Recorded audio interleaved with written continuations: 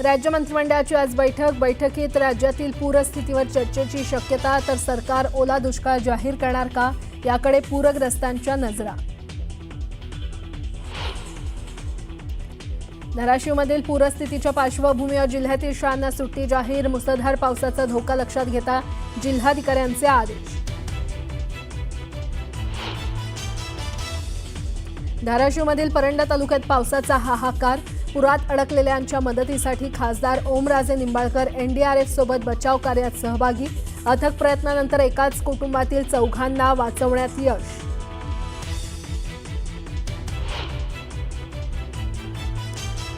सोलापुरातील बार्शीमध्ये चांदणी नदीवरील पूल गेला वाहून, पावसामुळे नदीला आलेल्या पुरामुळे रस्ते पाण्याखाली, अनेक गावांचा संपर्कही तुटला।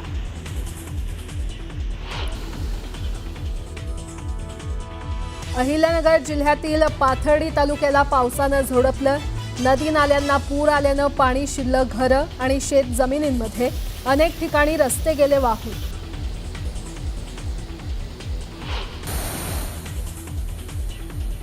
जळगाव जिल्ह्यातील हतनूर धरणाचे 10 दरवाजे उघडले, धरणातून 44,000 क्युसेकनं पाण्याचा विसर्ग, धरण परिसरातील ग्रामस्थांना सतर्कतेच्या सूचना।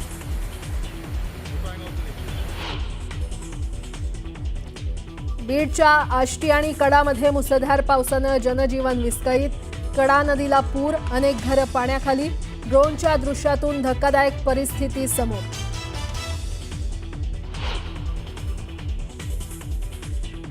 धनंजय मुंडेंच्या मागणीवर अजित पवार यांचा सकारात्मक प्रतिसाद, मुंडेंच्या विनंतीचा मान केला जाईल तर सूचनांचंही पालन केलं जाईल, अजित पवार यांचं मोठं विधान।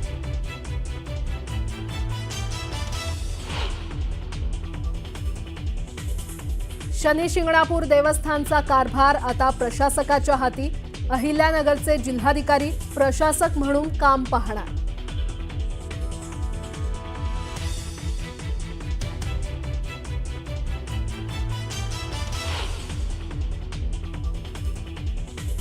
आणि मध्य प्रदेशच्या इंदूरमध्ये 3 मजली इमारत कोसळली, दुर्घटनेत 2 जणांचा मृत्यू, ढिगाऱ्याखाली अडकलेल्या व्यक्तींचा शोध सुरू।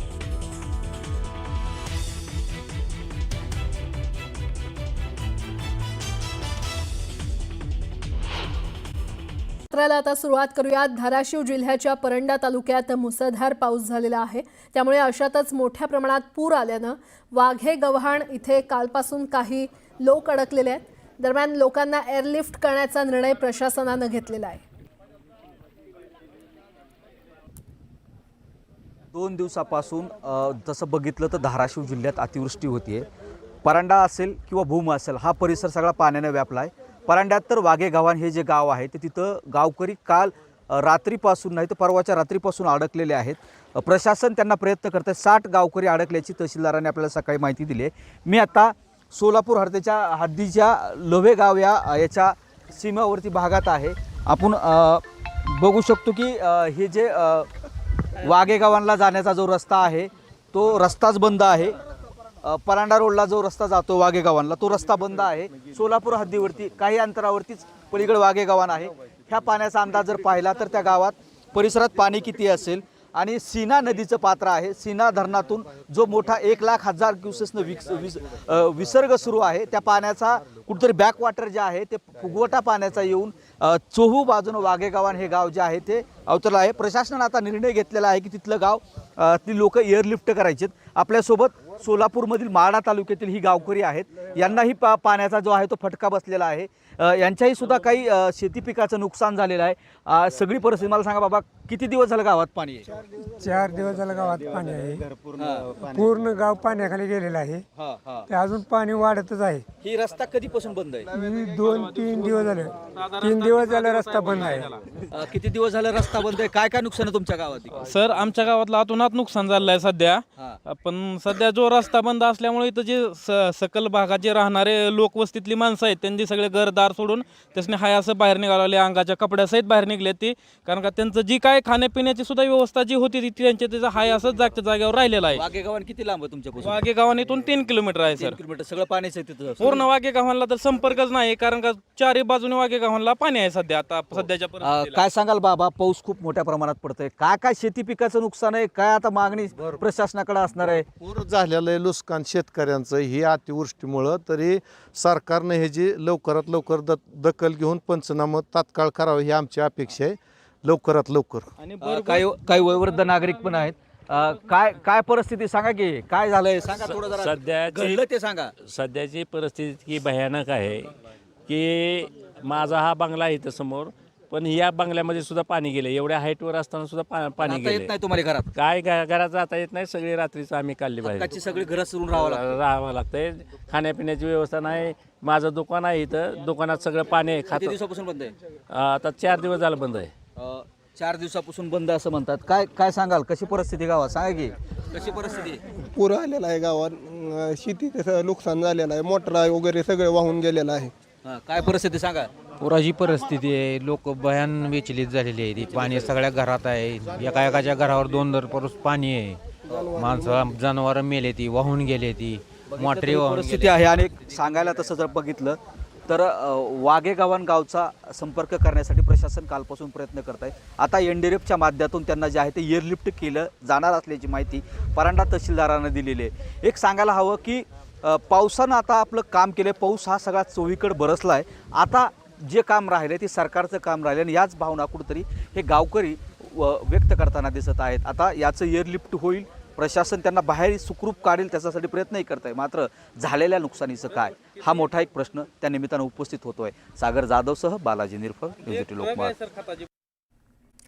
लातूर जिल्ह्यामध्ये गेल्या 10 दिवसांपासून मुसळधार पाऊस बरसतोय आणि त्यामुळे अनेक नदी नाले ओढ्यांना पूर आलेला आहे, तर अनेक पुलांवरून पाणी वाहत आहे आणि अशातच पुराच्या पाण्यात वाहून गेल्यानं आतापर्यंत 4 जणांचा मृत्यू झालाय. दरम्यान कुणीही पुलावरून प्रवास करू नये असं आवाहन प्रशासनाकडून करण्यात आलं.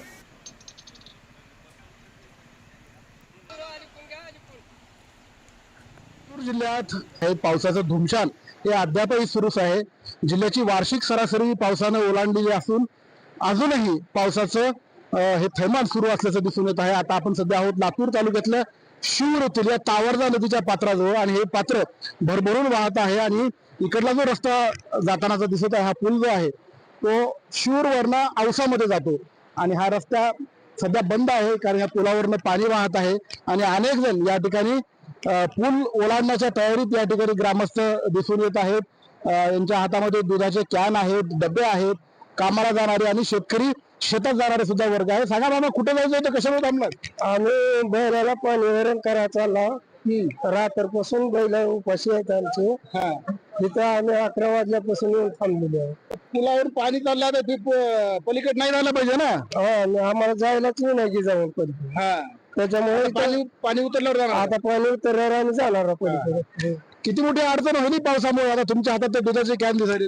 सकाळपासून आता दूध काढलेलं नाही, तर पाण्यामुळे आम्हाला दररोज हे असेच परेशान आहे. तर आम्हाला शासनाला एवढंच विनंती करायची आहे की पुलाची उंची वाढवावी आणि जनावरांची पण गैरसोय होईल आणि शेतकऱ्याची पण गैरसोय होते. दुसरी दुचाकी सुद्धा चालू. सांगा कुठे निघाला दुधाचा कॅन घेऊन? शेताकडे सकाळच्या धारी आणखीन राहिल्या असल्यामुळे आता जावं लागते. सकाळपासून जनावरांना वैरण पाणी काहीच नाही. रात्री खूप पाऊस झाला, रात्रभर पाऊस होता. पुलाचं पाणी एकदम इकडल्या टोकाहून त्या टोकापर्यंत चढलं होतं. आता थोडस कमी झालं आहे. लातूर जिल्ह्यातल्या बहुतांश ठिकाणी पुलावरनं पाणी वाहत असल्यामुळे अनेक गावांचा संपर्क हा तुटलेला असतो. हे पूर्ण पाणी पुलावरनं गेलं होतं आणि अशाच पद्धतीची स्थिती लातूर जिल्ह्यातल्या बहुतांश ठिकाणी आहे. मांजरा असेल, निम्न तेरणा, रेणा, ही तावरजा, तिरू अशा अनेक नद्या या वाहत असल्यामुळं अनेक ठिकाणी पुलावरनं पाणी वाहत आहे. त्याच्यामुळे प्रशासनाने वारंवार आवाहन केलं की पुलावरनं पाणी वाहत असताना कोणीही पूल क्रॉस करू नये. मात्र नागरिकांच्या अडचणी या ठिकाणी मोठ्या प्रमाणात असले, काही जण जाण्याचा प्रयत्न करतात आणि अशात जवळपास 3 ते 4 जणांचा मृत्यू सुद्धा लातूर जिल्ह्यामध्ये या पावसामुळे झाल्याचं आपल्याला बघायला मिळत आहे. परतीचा पाऊस मोठ्या प्रमाणात पडत असल्यामुळे आणखीन पुढचे काही दिवस लातूर जिल्ह्यातल्या नागरिकांसाठी बिकट असणार आहेत, एवढं मात्र निश्चित. शशिकांत पाटील, न्यूज 18 लोकमत, लातूर.